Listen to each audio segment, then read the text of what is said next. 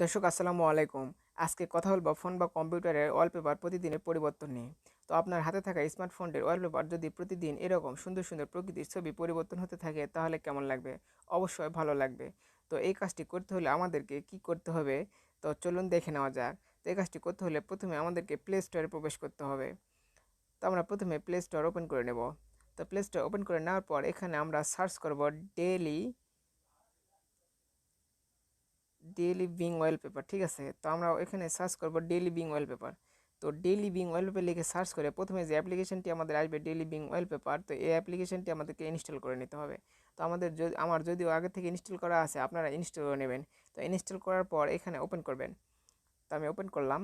তো ওপেন করার পর আপনাকে যে কাজটি করতে হবে যে থ্রি যে লাইন, এই লাইনে আপনাকে ক্লিক করে সেটিংসে ক্লিক করতে হবে। তো সেটিংসে ক্লিক করে এখানে দুইটি সেটিংস অন করে দিতে হবে। একটি হচ্ছে অটোমেটিক ওয়ালপেপার আপডেট। তো এটি যদি ওপেন করেন তাহলে আপনার প্রতিদিনের ওয়ালপেপার প্রতিদিন আপডেট হতে থাকবে। আর নিচে যদি আপনি অটোমেটিক ওয়ালপেপার ডাউনলোড এখানে যদি অন করে রাখেন তাহলে আপনার মেমোরিতে এই প্রতিদিনের ওয়ালপেপারগুলো ডাউনলোড হবে।